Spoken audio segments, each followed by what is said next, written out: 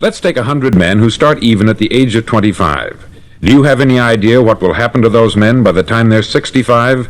These 100 men who all start even at the age of 25 believe they're going to be successful. If you asked any one of these men if he wanted to be a success, he'd tell you that he did. And you'd notice that he was eager toward life, that there was a certain sparkle to his eye, an erectness to his carriage, and life seemed like a pretty interesting adventure to him. But by the time they're 65, 1 will be rich, 4 will be financially independent, 5 will still be working, 54 will be broke. Now think a moment. Out of the 100, only 5 make the grade. Why do so many fail? What has happened to the sparkle that was there when they were 25? What's become of the dreams, the hopes, the plans? And why is there such a large disparity between what these men intended to do and what they actually accomplished? When we say about 5% achieve success, we have to define success. And here's the definition. Success is the progressive realization of a worthy ideal. If a man is working toward a predetermined goal and knows where he's going, that man is a success. If he's not doing that, he's a failure. Success is the progressive realization of a worthy ideal. Rollo May, the distinguished psychiatrist, wrote a wonderful book called Man's Search for Himself. And in this book he says, the opposite of courage in our society is not cowardice, it is conformity. And there you have the trouble today. It's conformity. People acting like everyone else, without knowing why, without knowing where they're going. Now think of it. In America right now, there are over 14 million people 65 years of age and over, and about 13 million of these 14 million are broke. They're dependent on someone else for life's necessities. Now, we learn to read by the time we're 7. We learn to make a living by the time we're 25. Usually, by that time, we're not only making a living, we're supporting a family. And yet, by the time we're 65, we haven't learned how to become financially independent in the richest land that has ever been known. Why? We conform. And the trouble is that we're acting like the wrong percentage group, the 95% who don't succeed. Now, why do these people conform? Well, they don't know, really. These people believe that their lives are shaped by circumstances, by things that happen to them, by exterior forces. They're outer-directed people. A survey was made one time that covered a lot of men, working men, and these men were asked this question: why do you work? Why do you get up in the morning? 19 out of 20 had no idea. If you ask them, they'll say, everyone goes to work in the morning. And that's the reason they do it, because everyone else is doing it. Now let's get back to our definition of success. Who succeeds? The only man who succeeds is the man who is progressively realizing a worthy ideal. He's the man who says, I'm going to become this, and then begins to work toward that goal. I'll tell you who the successful people are. A success is the school teacher who's teaching school because that's what she wanted to do. The success is the woman who's a wife and mother because she wanted to become a wife and mother and is doing a good job of it. The success is the man who runs the corner gas station because that's what he wanted to do. The success is the successful salesman who wants to become a top-notch salesman and grow and build with his organization. A success is anyone who is doing deliberately a predetermined job because that's what he decided to do deliberately. But only 1 out of 20 does that. That's why today there isn't really any competition unless we make it for ourselves. Instead of competing, all we have to do is create. Now, for 20 years, I looked for the key which would determine what would happen to a human being. Was there a key I wanted to know which would make the future a promise that we could foretell to a large extent? Was there a key that would guarantee a person's becoming successful if he only knew about it and knew how to use it? Well, there is such a key, and I've found it. Have you ever wondered why so many men work so hard and honestly without ever achieving anything in particular, and others don't seem to work hard and yet seem to get everything? They have the magic touch. You've heard them say that about someone. Everything he touches turns to gold. And have you ever noticed that a man who becomes successful tends to continue to become successful, and on the other hand, have you noticed how a man who is a failure tends to continue to fail? It's because of goals. Some of us have them, some don't. People with goals succeed because they know where they're going. Now think of a ship leaving a harbor, and think of it with the complete voyage mapped out and planned. The captain and crew know exactly where it's going and how long it will take. It has a definite goal. 9,999 times out of 10,000 it will get to where it started out to get. Now let's take another ship, just like the first, only let's not put a crew on it, or a captain at the helm. Let's give it no aiming point, no goal, no destination. We just start the engines and let it go. I think you'll agree with me that if it gets out of the harbor at all, it will either sink or wind up on some deserted beach a derelict. It can't go any place because it has no destination and no guidance. It's the same with a human being. Take the salesman, for example. There is no other person in the world today with the future of a good salesman. Selling is the world's highest paid profession, if we're good at it and if we know where we're going. Every company needs top-notch salesmen, and they reward those men. The sky is the limit for them. But how many can you find? Someone once said, the human race is fixed, not to prevent the strong from winning, but to prevent the weak from losing. The American economy today can be likened to a convoy in time of war. The entire economy is slowed down to protect its weakest link, just as the convoy had to go at the speed that would permit its slowest vessel to remain in formation. That's why it's so easy to make a living today. It takes no particular brains or talent to make a living and support a family today, so we have a plateau of so-called security, if that's what a person's looking for. But we do have to decide how high above this plateau we want to aim for. Now let's get back to the strangest secret in the world, the story that I wanted to tell you today. Why do men with goals succeed in life, and men without them fail? Well, let me tell you something which, if you really understand it, will alter your life immediately. If you understand completely what I'm going to tell you from this moment on, your life will never be the same again. You'll suddenly find that good luck just seems to be attracted to you. The things you want just seem to fall in line. And from now on, you won't have the problems, the worries, the gnawing lump of anxiety that perhaps you've experienced before. Doubt, fear, well, they'll be things of the past. Here's the key to success, and the key to failure. We become what we think about. Now let me say that again. We become what we think about. Throughout all history, the great wise men and teachers, philosophers and prophets have disagreed with one another on many different things. It is only on this one point that they are in complete and unanimous agreement. Listen to what Marcus Aurelius, the great Roman emperor, said. He said, "A man's life is what his thoughts make of it." Disraeli said this, "Everything comes if a man will only wait.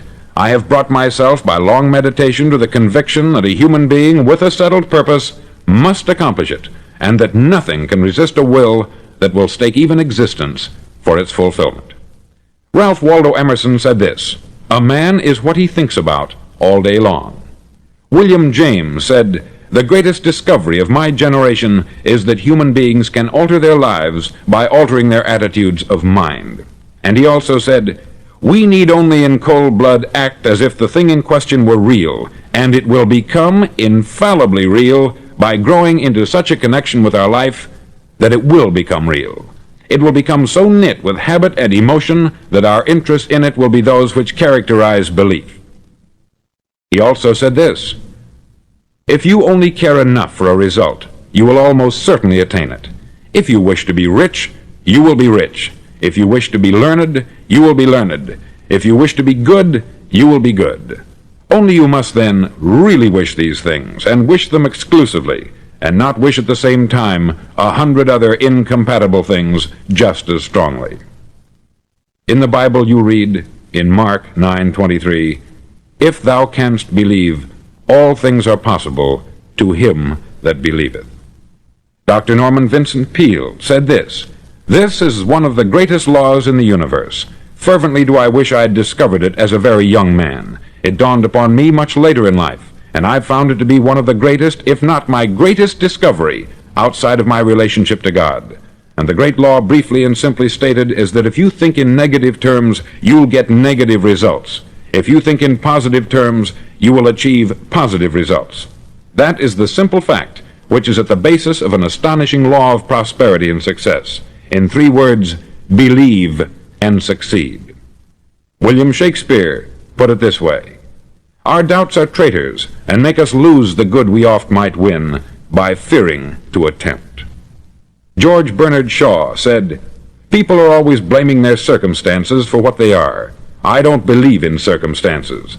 The people who get on in this world are the people who get up and look for the circumstances they want, and if they can't find them, make them. Well, it's pretty apparent, isn't it? And every person who discovered this for a while believed that he was the first one to work it out. We become what we think about.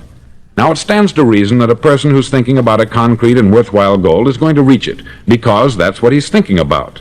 And we become what we think about. Conversely, the man who has no goal, who doesn't know where he's going, and whose thoughts must therefore be thoughts of confusion and anxiety and fear and worry, becomes what he thinks about. His life becomes one of frustration, fear, anxiety, and worry. And if he thinks about nothing, he becomes nothing. Now, how does it work? Why do we become what we think about? Well, I'll tell you how it works as far as we know. Now, to do this, I want to tell you about a situation that parallels the human mind. Suppose a farmer has some land, and it's good, fertile land. Now, the land gives the farmer a choice. He may plant in that land whatever he chooses. The land doesn't care. It's up to the farmer to make the decision. Now, remember, we're comparing the human mind with the land, because the mind, like the land, doesn't care what you plant in it. It will return what you plant, but it doesn't care what you plant. Now, let's say that the farmer has two seeds in his hand. One is a seed of corn, the other is nightshade, a deadly poison. He digs two little holes in the earth, and he plants both seeds, one corn, the other nightshade. He covers up the holes, waters, and takes care of the land, and what will happen? Invariably, the land will return what is planted. As it's written in the Bible, as ye sow, so shall ye reap. Remember, the land doesn't care. It will return poison in just as wonderful abundance as it will corn. So up come the two plants, one corn, one poison. Now, the human mind is far more fertile, far more incredible and mysterious than the land, but it works the same way. It doesn't care what we plant. Success, failure. A concrete, worthwhile goal, or confusion, misunderstanding, fear, anxiety, and so on. But what we plant, it will return to us.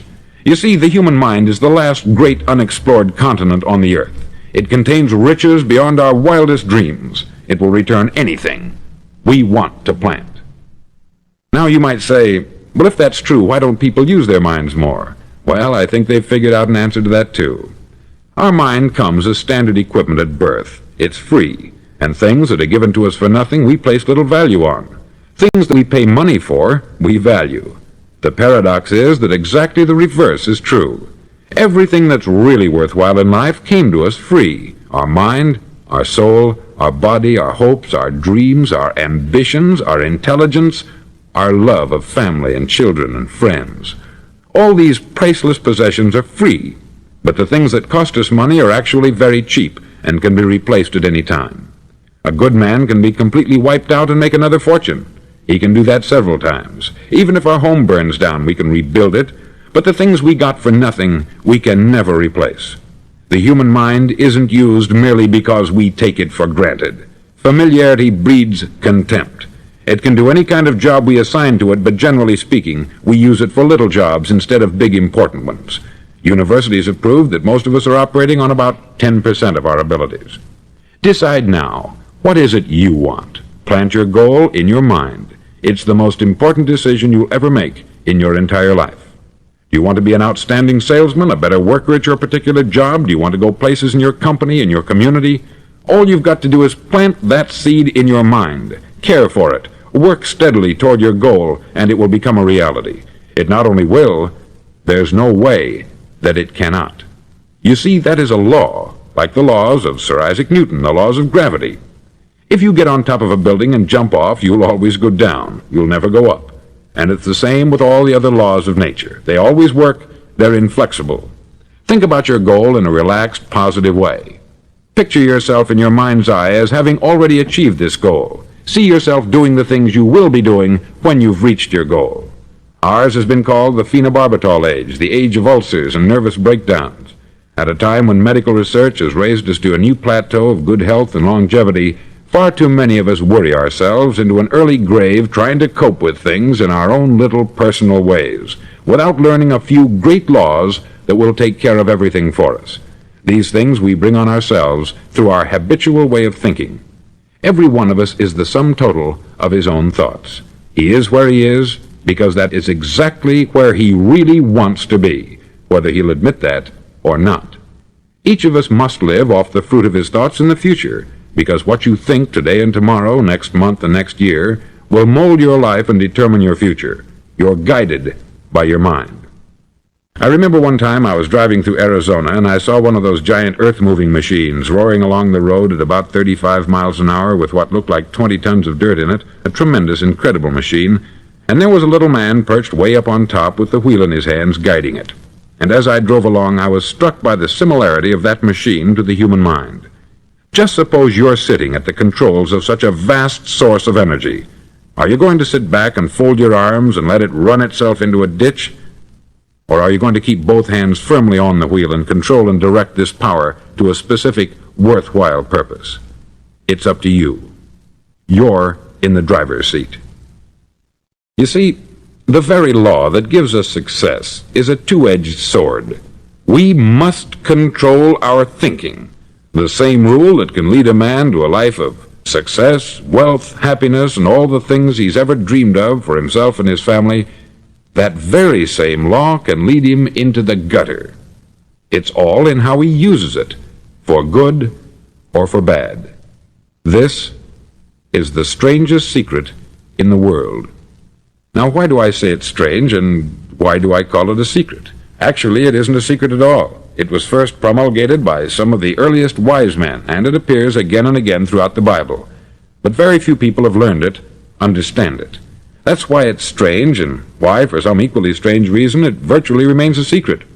I believe that you could go out and walk down the main street of your town and ask one man after another what the secret of success is, and you probably wouldn't run into one man in a month who could tell you. Now, this information is enormously valuable to us, if we really understand it and apply it. It's valuable to us not only for our own lives, but the lives of those around us, our family, employees, associates, and friends. Life should be an exciting adventure. It should never be a bore. A man should live fully, be alive. He should be glad to get out of bed in the morning. He should be doing a job he likes to do because he does it well. One time I heard Grove Patterson make a speech, the editor-in-chief of the Toledo Daily Blade, and as he concluded his speech, he said something that I've never forgotten. He said something like this: "My years in the newspaper business have convinced me of several things, among them that people are basically good, and that we came from someplace, and we're going someplace. So we should make our time here an exciting adventure.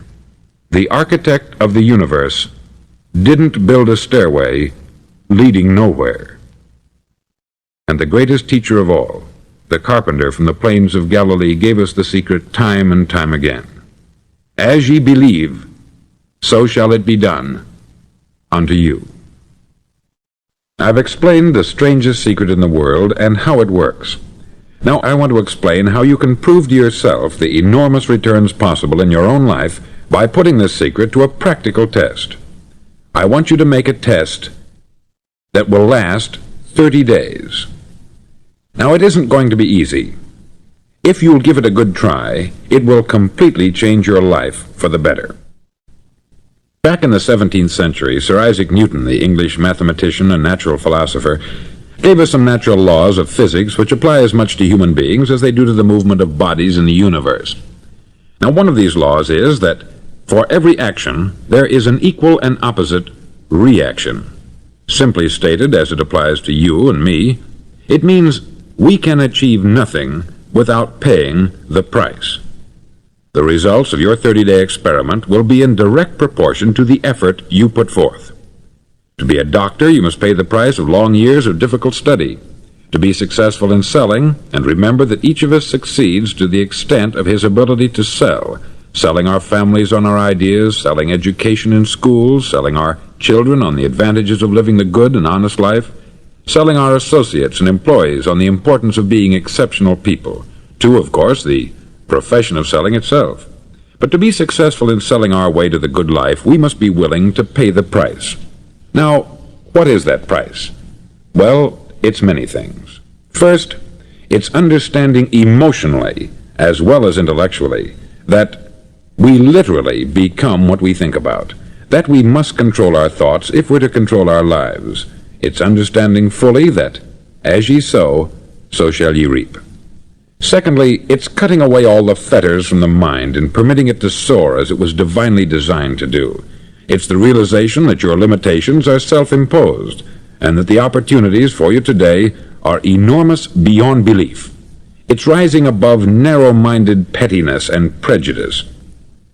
Thirdly, to use all your courage to force yourself to think positively on your own problem, to set a definite and clearly defined goal for yourself, to let your marvelous mind think about your goal from all possible angles, to let your imagination speculate freely upon many different possible solutions, to refuse to believe there are any circumstances sufficiently strong to defeat you in the accomplishment of your purpose, to act promptly and decisively when your course is clear, and to keep constantly aware of the fact that you are, at this moment, standing in the middle of your own acre of diamonds, as Russell Conwell used to point out.